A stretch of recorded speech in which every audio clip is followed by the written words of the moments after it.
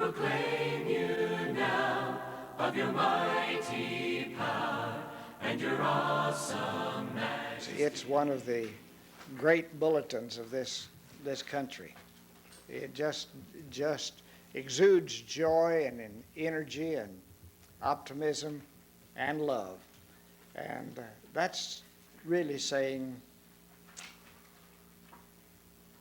Chris Bowers. So Chris, come and talk to us. Great to be here. Hasn't this been great so far? I mean, this is just such a blessing. Wow. I was with the group that got together, it's been 3 years ago, I think in July, at Salado, 6 couples maybe, something like that, 5 or 6 couples. And we talked about, wouldn't it be neat if we could get seniors ministers from maybe around, it's just Central Texas together and kind of share ideas and so forth. And last year, thanks to Charlie and the folks at the Peru Gerontology Center, we had the first of these get-togethers, and we had maybe 30 or 40, and we thought, wow, 30 or 40 people came to this thing.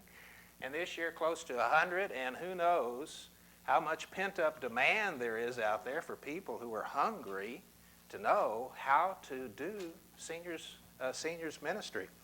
I am the full-time seniors minister at the Northside Church of Christ in San Antonio. Have been doing that for 5 or 6 years. Started out as the deacon in charge of the widows ministry. And you can just kind of imagine what that was about. And then that turned into kind of a part-time senior activity coordinator, and it's turned into a full-time staff position as the seniors minister at the Northside Church, and just a wonderful blessing to me. And I'm kind of curious, and Charlie, maybe we can do this survey annually and see how the crowd changes. How many people here are on-staff ministers involved in senior adult ministry? Just show your hands. 1, 2, 3, 4, 5, 6, 7, 8, 9, 10. 10 out of the group. I bet you 2 years ago there wouldn't have been 5. I think that is a change. How many are deacons in charge of the senior adult ministry activity or widows ministry? Deacons? Couple, 3. And the rest are volunteers? Volunteers? A whole bunch? We have an elder. An elder? Okay, an elder. An elder that has that particular responsibility. Okay, interesting. We're all aiming at the same target, as was mentioned by Buck, coming from different directions, but it's interesting how the group breaks out. Last night Charlie was talking about an answer to prayer. An answer to millions of prayers saying, God, send forth reapers. And I think also an answer to prayer saying, God, would you please heal my Uncle Charlie or my Uncle William and let him live just a little bit longer. I think answers to millions of prayers like that. And we shouldn't be surprised that God said, okay, now what are you going to do, William, Charlie? Now that I'm going to give you another 20 years to live, what are you going to do with that? Get your handicap down to a 10? So that's not exactly what I had in mind. But I think this conference, did that hurt?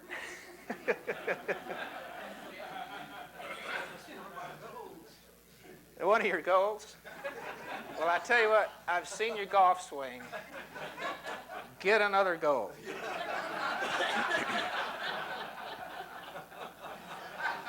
But I think this conference is an answer to a lot of prayers. I have been praying. I think many of you have been praying for something like this. And my prayer for a conference like this or for help is going something like, Dear Lord, help!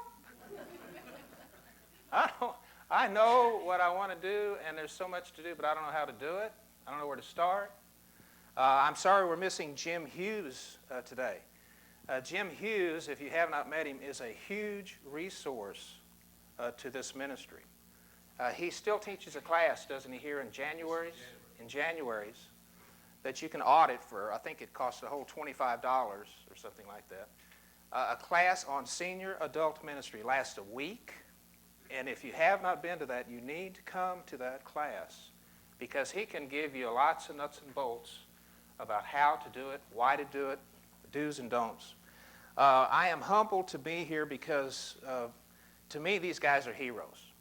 Jim Hughes, Buck Griffith, Joe McKissick, Wyatt Sawyer. They're the dew breakers that Charlie mentioned yesterday. If it wasn't for them, we'd probably still be 20, 30 years away from starting this. Somebody had to start it, and God be thanked that they did. I think it's an answer to prayer. Well, I want to get started today. Today, what I'm going to be talking about is real practical stuff about planning and promoting senior adult ministry. But before I get into that, let's do a little definition here about what senior adult ministry is.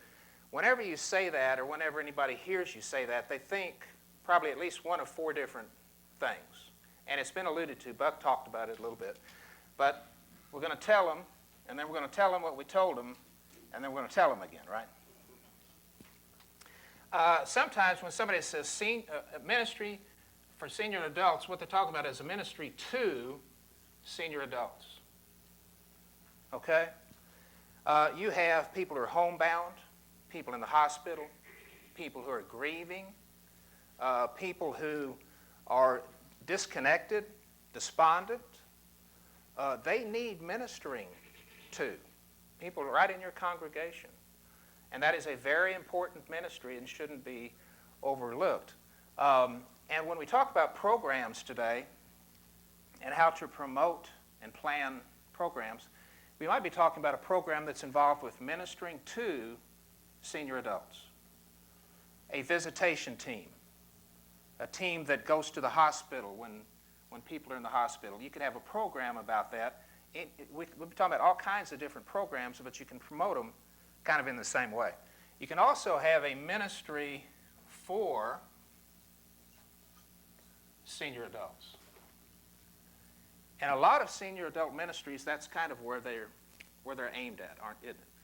We do this. Boy, they have a great ministry for senior adults over there at Northside. They have a game night. They travel. They visit with each other. They have a community activities where you can come and learn how to paint or play bridge or stuff like that. It's a ministry for senior adults. It's ministering, doing things that they like to enjoy doing. This is fellowship kinds of things, right? You can also have a ministry that's with senior adults. What might that look like? What kind of activity? Buck kind of alluded to some of this earlier.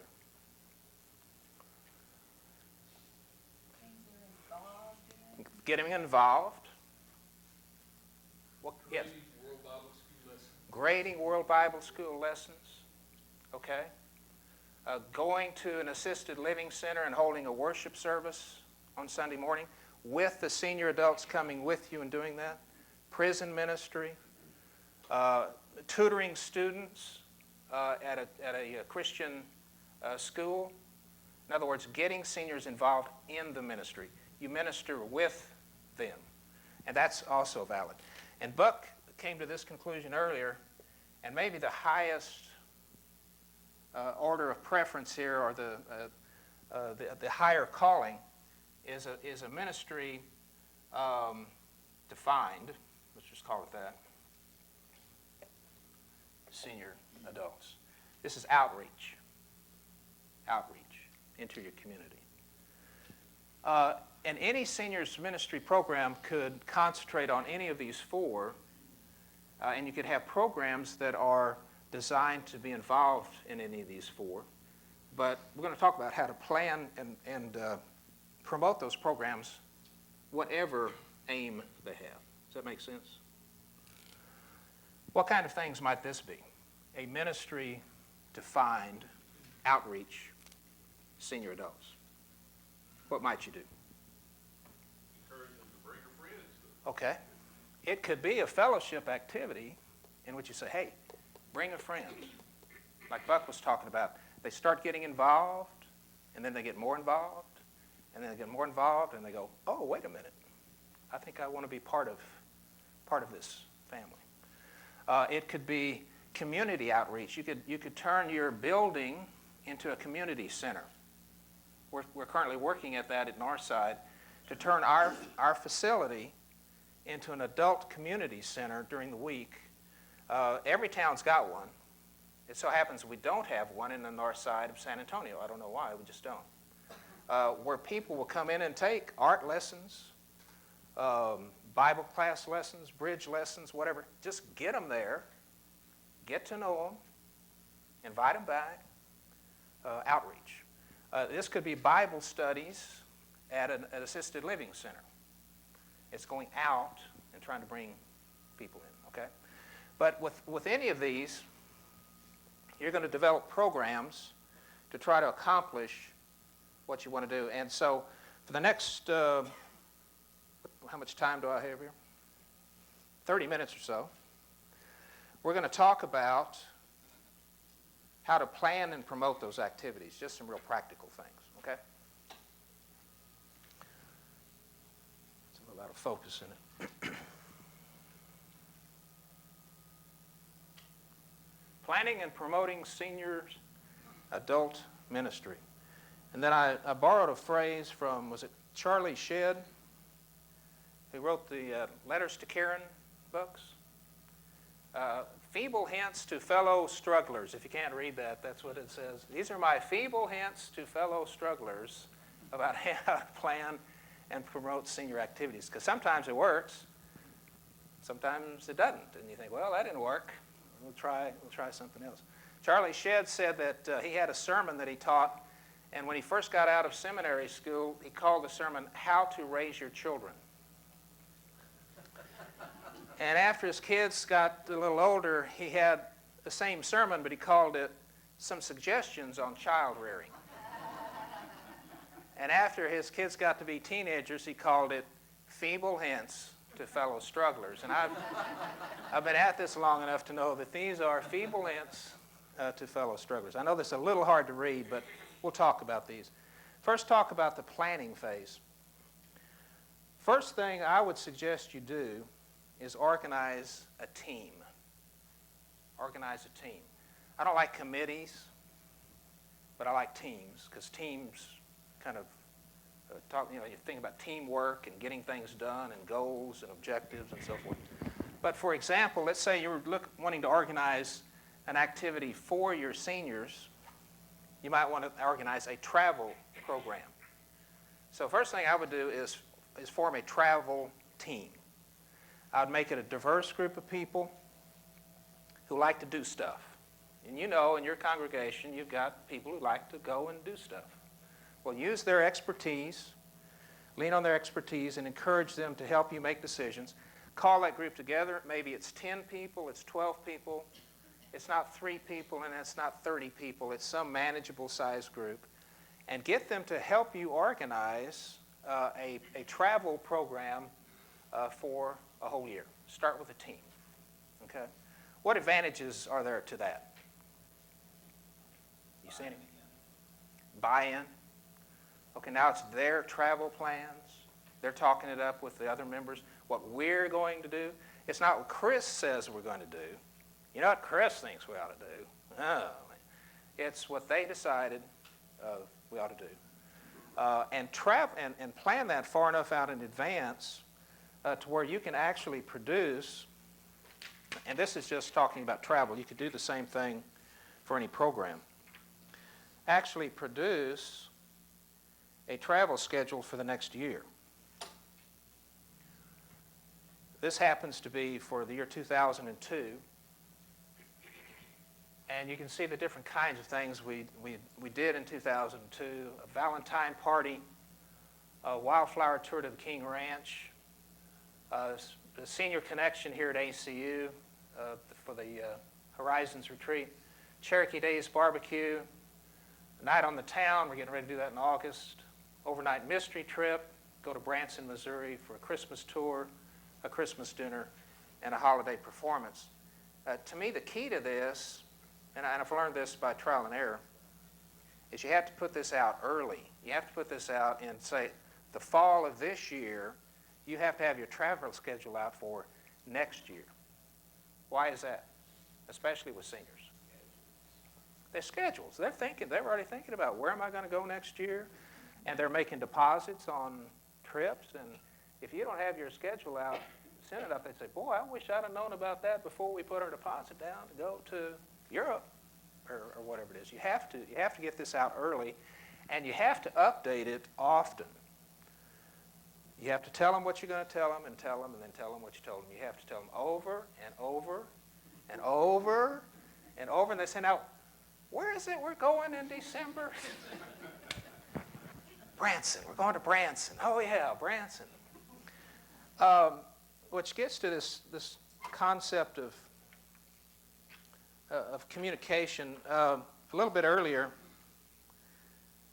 well, let me talk about this just quickly first. Too many things to talk about.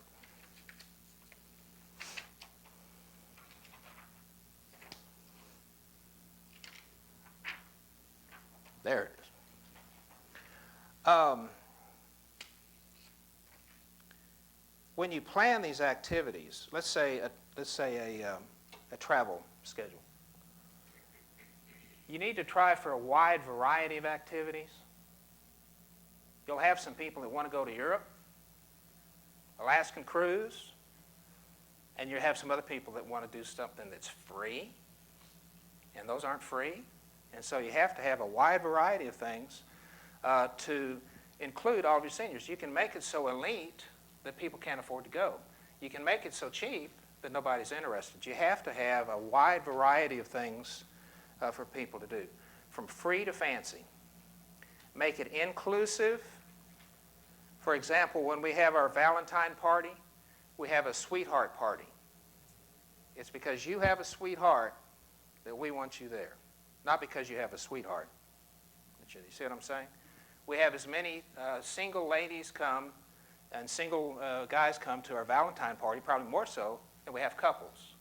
They know it's for them. It's not for couples. Try to avoid having things that are just for couples or just for seniors. Find an angle where everybody's got something in common. Okay. Let's say you're promoting trips for the year. Again, you want to have as much inclusion as you can from the congregation, from your entire adult senior membership. Come up with maybe 3 big trip ideas.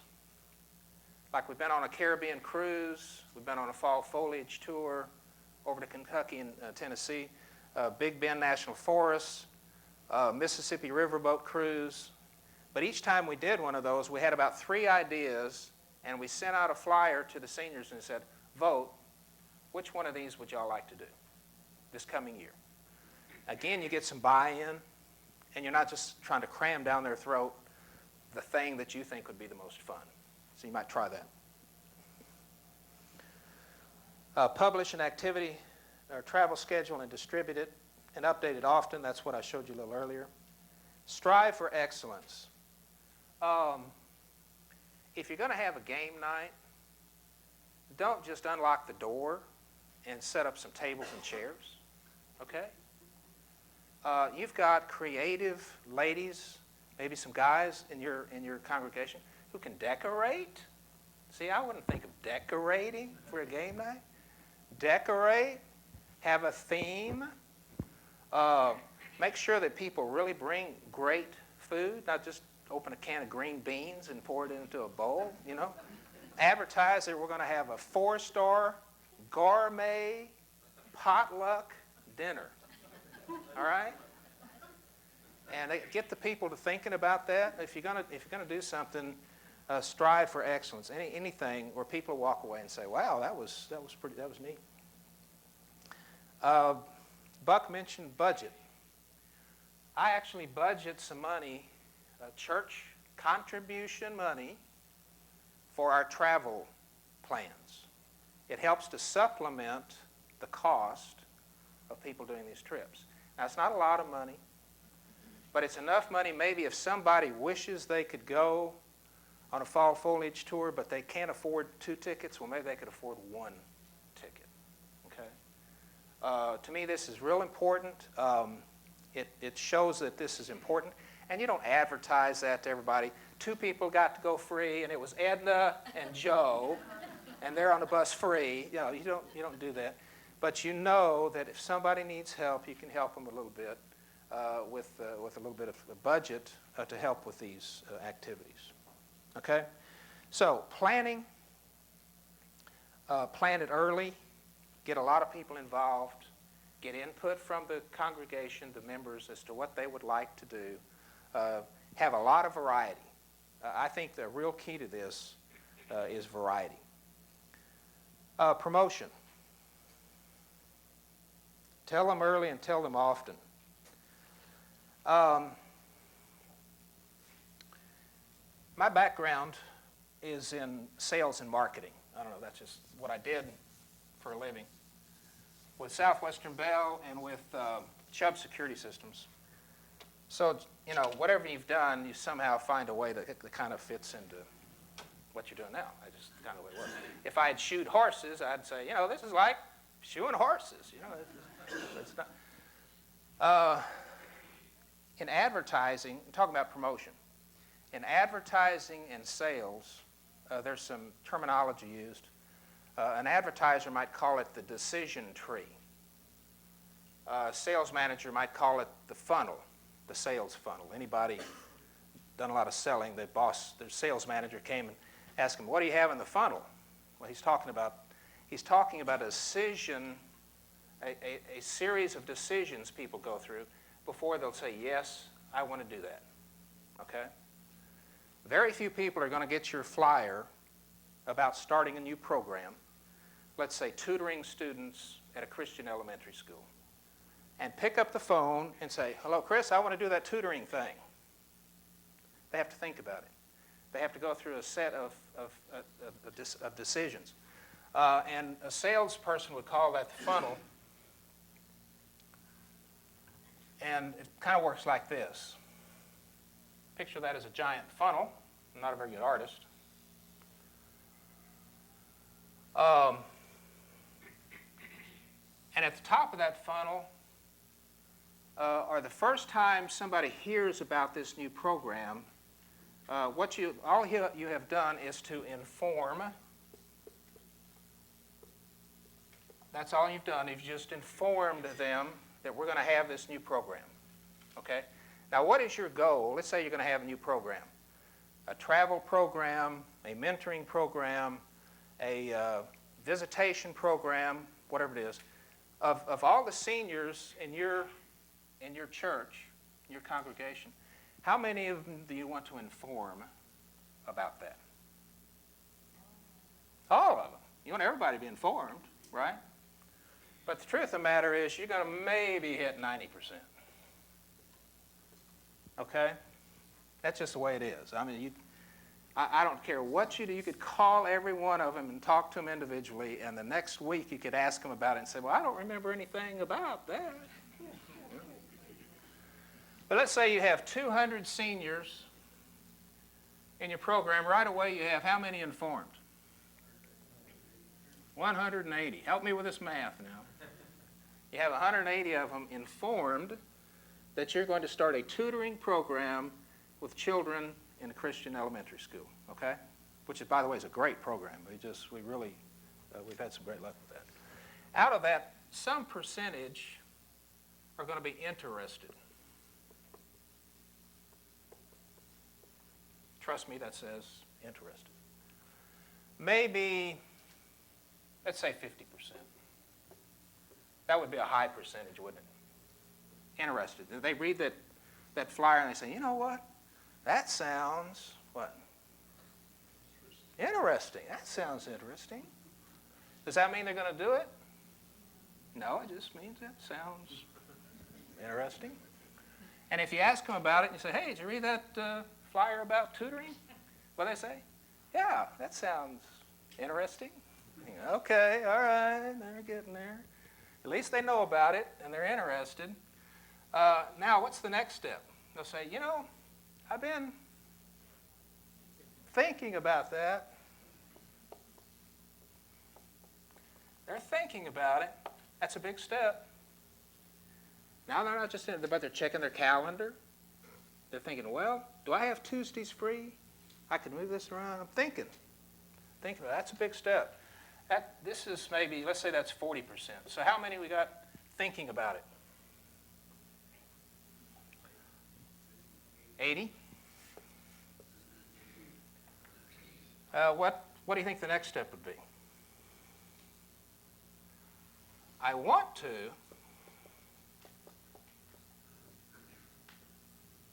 but, right? Boy, I want to get involved in that tutoring thing, but what? What do they say? I'm too old. I don't remember math. I don't know this new math stuff, right? What else? But what? I don't have time, involved in so much stuff. Don't have transportation. To a salesman, now this is when you start selling. And a lot of promotion in a seniors or any other ministry is salesmanship. It's selling. You're selling is what you're doing. You're overcoming objections. If you go to a car dealership, first thing when you walk on that lot, you know the salesman knows you're informed. You know he's there and he sells cars, and he knows you're thinking about or that you're interested in buying a car, and you're thinking about it, and you want to, but gosh, it's too expensive, or it's the wrong color, it's the wrong time, it's the wrong payments. This is where the salesmanship starts, okay? You can talk to these people till you're blue in the face about this tutoring program, and they're not going to do it because they're just kind of interested. And what you do is you spend your time talking to these people who you find out are interested and they want to, and then you start selling. It costs too much. It's $1,000. This trip is going to be $1,000. What if you did this? What if you just put aside $100 a month and go ahead and write the check out and give it to me? And by the time the trip gets here, what? It's paid for. It's paid for. You go practically for free. It's practically free. And they go, oh, well, I could do that, right? I wish I could, but I don't have any transportation. Oh, how about if I pick you up? Oh, yeah, well, I could do it if you'd pick me up. Or how about if Sally picks you up? Or, okay, so this is where the salesmanship starts. So now let's say you've got 20% who want to, but how many you got that might be involved in your tutoring program now? 40? You can't overcome all of these objections. Unless you're a super salesman, you cannot overcome, because they'll come up with another objection and then finally say, okay, you're right, you can't do it. Maybe you're going to get 10% of your congregation who say, let's go. I want to do it. So out of a total of 200, how many did you get to do this thing? 20? Hey, for a tutoring program, you can have a great tutoring program with 20 seniors. Okay? And you might feel like, nobody wants to do anything. Got 200 people. Why don't these 200 people sign up? And that's just not the way life works. Because they're interested in other stuff. They want to do other stuff. And that's where the variety comes from. So this points out a couple of key features to promotion. One is, how many people do you want to be informed about your program? How important is that? They all have to be informed, or you're starting out with 2 strikes against you. If you inform 40 people or 20 people that you're going to have a tutoring program, how many are you going to get to go? One. You have to inform them all. So you have to have excellent communications tools. Excellent communications tools. Bulletin boards, calling committees, newsletters, calendars. Put it in the bulletin. mail them an invitation to a meeting, and then do all that again, just over. Everybody has to be informed, and then you can start getting through the cycle. But until you've gotten everybody informed, you're fighting an uphill battle. Earlier it was mentioned that we had an excellent newsletter at Northside, and I have to agree, because I don't produce it. I can tell you that I have to agree. We call it the North Star Times, and there are copies of this back there. Feel free to take one. This month, August, we'll be producing our 5th anniversary issue of the North Star Times. Now, it started out as a one-page, front-of-the-page, black and white newsletter, because that's all I knew how to do. Then I found Lois Jean Davis. It's kind of like, you remember Darrell Royal, football coach at University of Texas? He came up with a new formation, offensive formation back in the 60s. You remember what it was? The wishbone. Some people are smiling when they say that, and some are frowning when you say a wishbone. And they would run over opponents. They'd score 56-0. Why? Because they had the ball all the time. The other team couldn't get the ball. And everybody wanted the wishbone formation. And they were hiring Darrell Royal as coaches to try to come. He said, hey, you don't want my formation, you want my fullback. Steve Wooster was a fullback at that time. See, they built a formation around a guy who could run this thing. Well, I built this newsletter around Lois Jean Davis. You don't want my newsletter, you want Lois Jean Davis. And you can't have her. Darrell Royal wasn't going to let you have his fullback, and I'm not going to let you have Lois Jean. Now, I'll loan her to you. I will seriously loan her to you. She's available to consult with people. She is a retired manager. She was the head manager, vice president, whatever, for the communications department, public relations department at Data Point Corporation in San Antonio. She knows how to communicate. And I'll loan her to you. You can definitely get Lois Jean to help you with things like this. But you put out a newsletter, and in that newsletter, you think, one good way to do it is to think about what columns do you enjoy in the newspaper. When you go through the newspaper, do you ever look at the funnies? Guess what? We have funny boners. We have funnies. You ever look at the recipes in the food section? We got recipes in here. You ever look at the gossip section? We've got gossip in here. All good stuff, but we've got gossip in here. You ever look at the travel section? We've got a travel section in here. It's about the trips that we're going to take or have taken, and what happened and how much fun we had and so forth. And then we have sort of the news, the heart of the thing, which is an article I produced called Chris in the Corner, and they stick it over in the corner. It's about, okay, here's what's going on in seniors ministry that you need to know about. But you have to communicate that to, we send this to all our members. We send it to a lot of folks that have traveled with us, friends, relatives, associates, and so forth. But you have to have that kind of communication. If you're going to have any successful promotion of a program, first thing you have to do is get 100% or 90% of the people informed and a good 80 or 50 or some percentage interested. Then you have a chance of that activity being a success. Tell them early, tell them often. If you're going to do a big trip, lean on a travel agency. I didn't once, and it almost killed me. You cannot organize a big cruise or something all by yourself. Lean on a travel agent to do that. Don't just advertise it, you have to sell it. A lot of ministers will say to me, I sent out that letter, nobody came. Well, you have to sell it. This is like life. Produce and distribute a monthly calendar of events. Include non-members in your promotion mailing. Partner with other congregations. We've done a poor job of this in San Antonio. Well, I don't know why in the Churches of Christ we think we have to invent everything ourselves and do everything ourselves.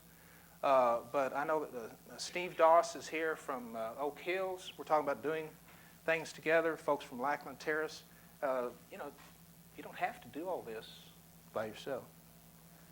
Personally invite influencers. You have within your seniors group a few couples, a few individuals who other people listen to. And if you get them interested in this tutoring program or whatever it is, they'll talk it up and you'll be surprised. Other people will follow them. Talk it up to your influencers. Consider comping special people.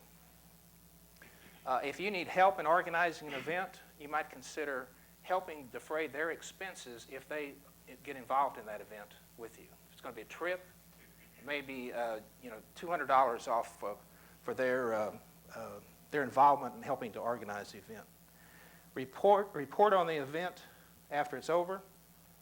We have a travel bulletin board where we put pictures of every event that we've been to, and people can see, wow, look like they had fun. And because we do. But you need to advertise it after the fact as well as before the fact. Now the execution, actually getting the thing done. First of all, get help. You're not the Lone Ranger. You don't have to do all this stuff by yourself. You have valuable resources there. Even if you're just going to do a game night, get somebody else to help you set up, somebody else to organize the food, somebody to decorate. Get help. Don't try to do these things yourself. And if you're like me, you have to remind yourself to do that, because the easiest thing to do is just say, oh, it's easier if I just what? Do it myself. I'll just do it myself. Well, it may be easier, but it's not going to be as good. I can guarantee that. If the bus leaves at 7, what time are they there? 6. They're all there by 6. I don't know what they thought we were going to do between 6 and 7. Stand in line, I guess. But there'll be somebody who got lost on the way. We actually had a case. We went on a Caribbean cruise. And we're supposed to be on the ship at 4 o'clock in the afternoon, and we're going to leave the building at 9. Now, that leaves a lot of extra time. We just had fluff stuff to do, because I just had a feeling something could go wrong here. One lady got lost, and she was 3 hours late getting there. We can't just leave her behind. You can't just say, bye, Millie, we're going on a cruise, and you lose your money, and too bad. So we waited 3 hours for Millie to get there. We had the time because we built in all this fluff stuff before we had to be on the ship and go. You save yourself a lot of headache with that. Always include a spiritual element to every event. I don't care if it's game night, a tutoring session, have a prayer, remember somebody who's in special need, have a little devotional thought. If you're on a cruise, get everybody together back on the back deck and talk about the glory of God and the creation, because this is more than happy face travel time. A spiritual element to every event. And lastly, just do it. Buck said that. You can plan and plan and plan and all. If you just keep planning, you finally just wear yourselves out because nobody have time to do it. Just when it comes time to it, do it. Sometimes you will be tempted. I have been, and I've fallen to this temptation. You haven't gotten very good response. You thought 40 people would go, and only 4 signed up. Weather's bad. It's raining. The van won't start. And you're not feeling well. You got a bad cold. What are you tempted to do? Let's call it off. Call it off. Call those 4 people and say, the van won't start. Weather's bad. It's cold. You may be relieved, but guess what those 4 people are? Real disappointed. They've been looking forward to this, whatever it is, maybe for months. They told all their grandkids they're going to bring them back, whatever it was, Koopy doll, and now they're not going to go. If you plan something, do it. If 4 people show up, go. If the van won't start, rent one. Just do it. And if you get there and the place is closed, go somewhere else. Just do it. Okay. I've about used up my time, I think. Yep. This is the most important part of it, and that's the questions and answers and idea sharing. I want y'all to comment on the turbulent situation a lot of seniors in as they go through some congregations moving more contemporary, and how we can help seniors to deal with this and cope with it.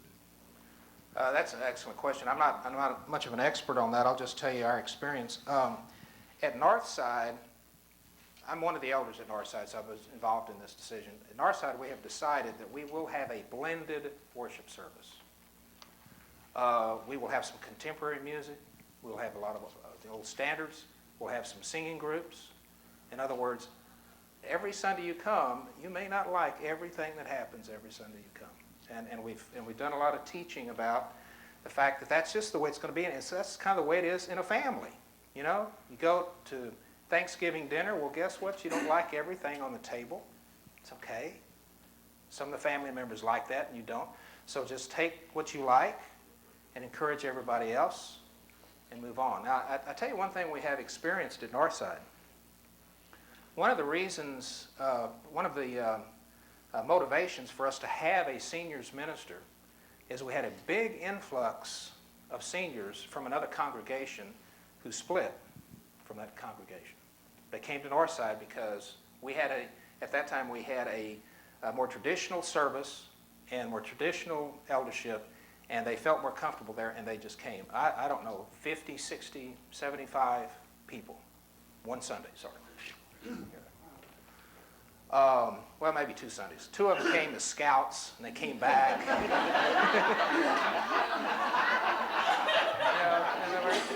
It's okay. All right. Preacher's a little, but okay. No. So they came back. Next week we had a whole bunch. Now, one thing we've noticed in talking to those people, the reason they left, he really got down to the core of it, wasn't the fact that somebody got up and said something that was a little off the mark, and somebody led a song with somebody singing a solo.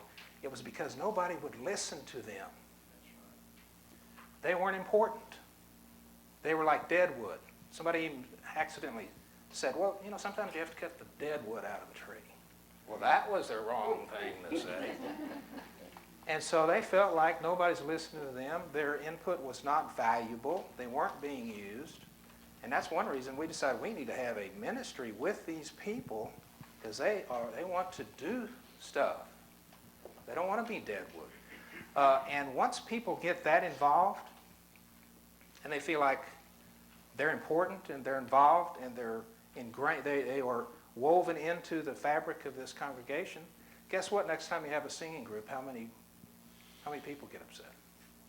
Not very many. A few will. But they'll think, well, that's part of the family likes that. I don't. But that's okay because I'm part of the family. And so I think if you really get people feeling important, because they are important, not just feeling important, in your congregation, especially seniors, a lot of that stuff just becomes stuff. It's just not that important. That's been our experience. Somebody over there, Jim.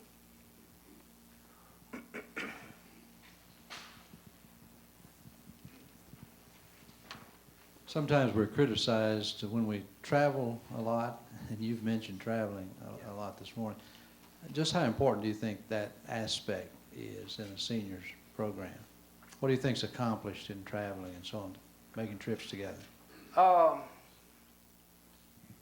think probably more than would show up at first blush.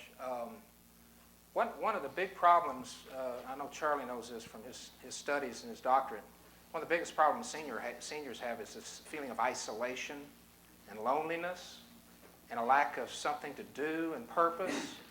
I'll talk to seniors on the phone from time to time, say, you know, I haven't gotten out of my pajamas in 3 days. I say, well, Nadine, what are you thinking about? Well, I have a place to go. I don't have anything in particular to do. I don't feel particularly well. So if you can get that person, get dressed, put on your makeup, because we're going to town, that is a big event for them.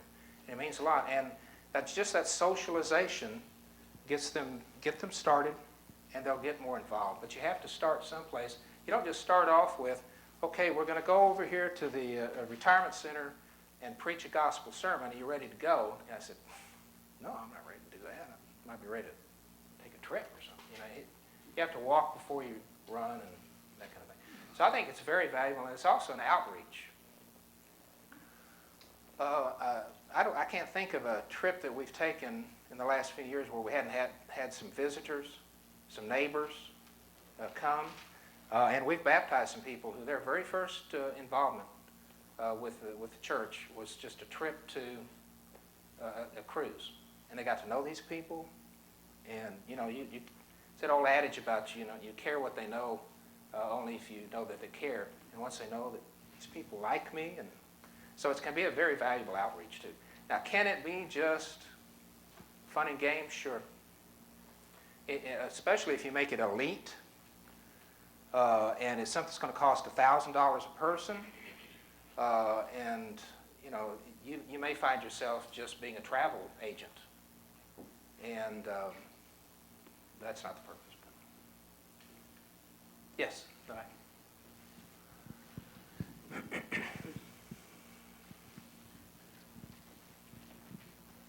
Remembering all of these are feeble hints to fellow strugglers.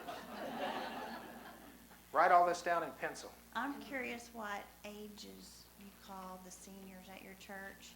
And we have active seniors, probably 75 to 95, and most of them are getting where they can't be active, but they want to. And then we have the 60 to 75 group that we call in denial. And those are the ones that we would really like to go with us and do things with us because they could be very helpful. But we're struggling with that situation. And I don't know any real good answers to that. In our particular case, we consider someone a senior when they retire. And some people work till because really that's kind of what they have in common, is they have Tuesday afternoon free. You know, they're not working 8 to 6 and all those excuses they can't do things because they're still working. So whenever I hear they're retired, they're on the list. And then we try to, you know, kind of get them involved. We have quite a few who are homebound in nursing homes and so forth. And so, of course, part of our program is to minister to them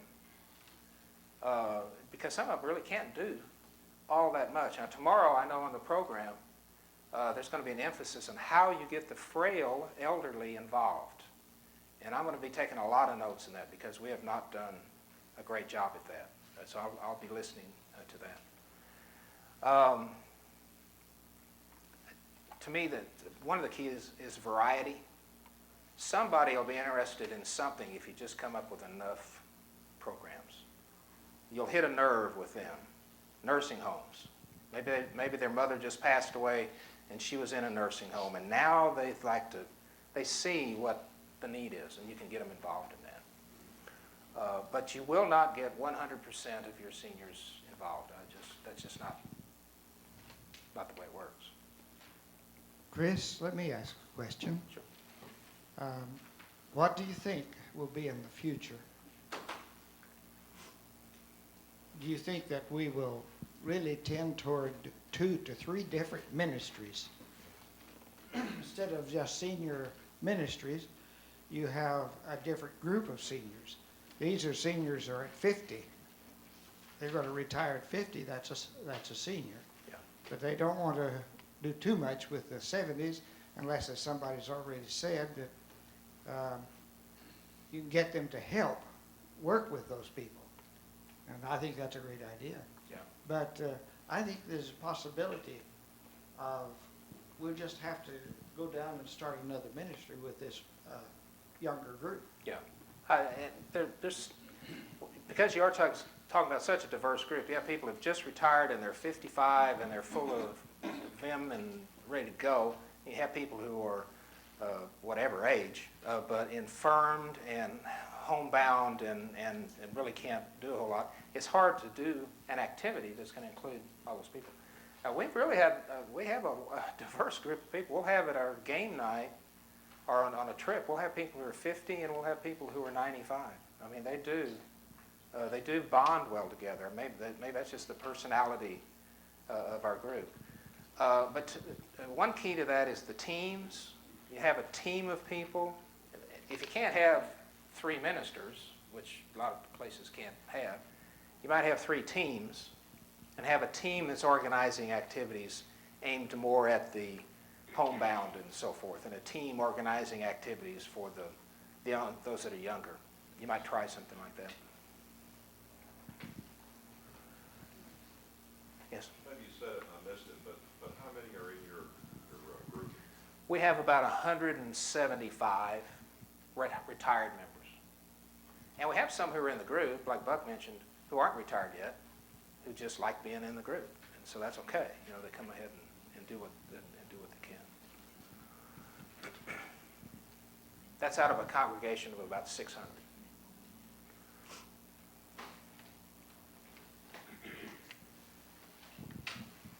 Do you limit your game night to any particular group, or could some younger people come if they wanted to? The question was, can younger people come to the game night? And the answer is yes. We advertise this, and I'm glad you brought that up. We advertise everything we're going to do to the entire congregation. For one reason, some people might just like to come. But for another reason, it tells them that the seniors are doing things. And they know that's interesting. That's good to know that that's happening. But sometimes we'll have the middle school come and work that out with the youth minister in the middle school, and the seniors will play games together. That was a blast. At first, it's like a junior high dance. All the boys are on one side, all the girls, except here, all the middle schoolers are at one table, and all the seniors are at another table. So you have to get them up and say, sit here with this kid and teach him how to play dominoes. But once they got to doing it, then they had a great time. They had a great time. Another thought that brought to mind is, I don't remember who told me this, but I think it's true. It's impossible to not communicate. Does that make any sense? It's impossible to not communicate. The fact that I haven't spent any time with folks at Lackland Terrace or even called over there, see what you're doing about your seniors ministry, communicates something, doesn't it? But I'm busy, I'm way over here, you're way over there. It's a negative communication, but it communicates. So it's impossible to not communicate to your seniors or with the rest of your congregation. You have to tell people what you're doing, or they assume you're doing what? Nothing. Unless you tell them. You have to tell them what you're doing. You have to just get it right in their face. Sunday morning announcements, seniors, remember today is the last day to sign up. Well, they know that, but the congregation needs to hear that all that stuff's going on. So it's, so you need to keep communicating. Yeah. Well. Lois and I lived so many years in the north, in Minnesota, for example, where the congregations are so very, very small. And therefore up there is not the feeling of need of the older people socializing with the younger, because everybody does. The young people recognize the older adults, and they're a part of the social life of the congregation. And we've noticed the further south we go, the less true that is. There is such a stratifying of age groups in the larger congregations, especially in areas where the church has always been known. Now, when we first went to Minnesota, there's only one little congregation in the whole state. Yeah. And so you have a need to bond together. And, that need never ends. And so we need to find a way to get the younger people in the congregations to know that many of the older people are just as young in spirit and in heart and in desire as they are. And it's just that we're less able physically, perhaps, to do that. And if we can find a way to get everybody to understand the need that we have, as the gentleman over here said, what do you think about traveling so much? Well, that is such a great way to bond and fellowship and feel a part of the group. And I think a lot of us are viewed by younger people as being self-centered. We're not active, so therefore we're lazy, and we're not interested in whatever. And I think what we're learning here today are so many wonderful ways to overcome all of those things. To overcome that natural So I inclination. guess I'm not asking a question, I'm just expressing appreciation. I agree with you. When you have a small group of people, the tendency is we all bond together and everybody's part of the family, and if we're going to have a social event after church, everybody's invited, the littlest kids to the great-grandparents, and that's the way it would be. The natural inclination as you get bigger and bigger and bigger, larger and larger numbers, is you can only really know maybe 40 people. Some sociologists say, maybe 40 couples or something like that. So who are those 40 people going to be? Well, they're birds of a feather. And so you tend to kind of flock together, And so that natural tendency is to become inwardly focused more so. And so you have to design things, you have to make things happen that mix it up. Otherwise it won't happen in larger congregations. We out of time? No. Good. One thing I'd like to get some input from, if any of you have had any experience with this. I think I mentioned, as one of our outreach goals, I have a team of people who are working on the concept of developing a senior community center at the Northside Church. Are y'all familiar with senior community centers? I mean, every little town in Oklahoma's got a domino parlor, right? I don't know where it is, the other places. But it's a place where the seniors come together, and they just talk, and they, whatever they're going to do, and it can be a real positive thing, or they can smoke cigars and play dominoes. But in San Antonio, there are several really good senior community centers run by the city and by some churches, but there are none out where we are. So we're looking at the concept of opening up our building as a senior community center in our part of the city. So far, our results have been really disappointing to me. Now, maybe this is where I'd like to get some input. We have a bridge group meeting. We have a painting class meeting, a cooking class going on in the kitchen. And the people really seem to enjoy that. But as soon as I show up and they find out I'm a minister, it's like,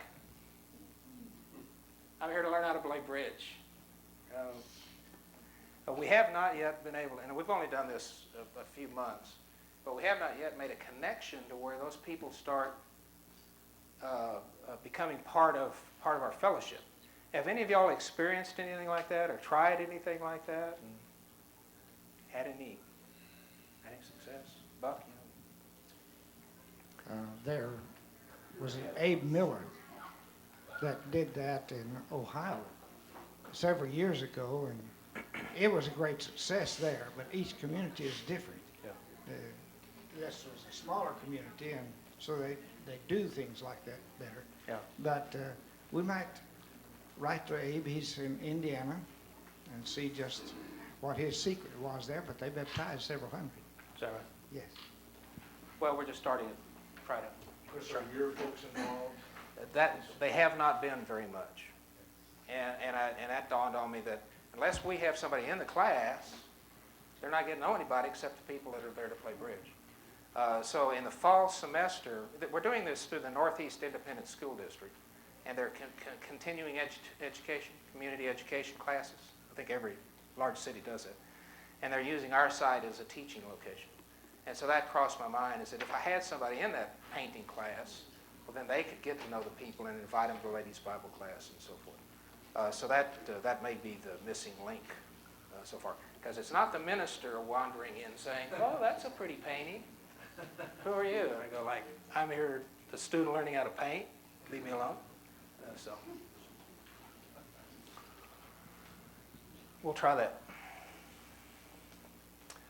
Another very important ministry that we've gotten involved in that has just taken off is ministering with seniors and having our seniors get involved at assisted living centers. assisted living centers, I know anywhere you are, you've got some assisted living centers close to you. I bet within 20 miles of our building, we have 20 assisted living centers. And those people are hungry for spiritual activity. You can hold worship services there on Sunday, and I can practically guarantee you that nobody is doing that yet.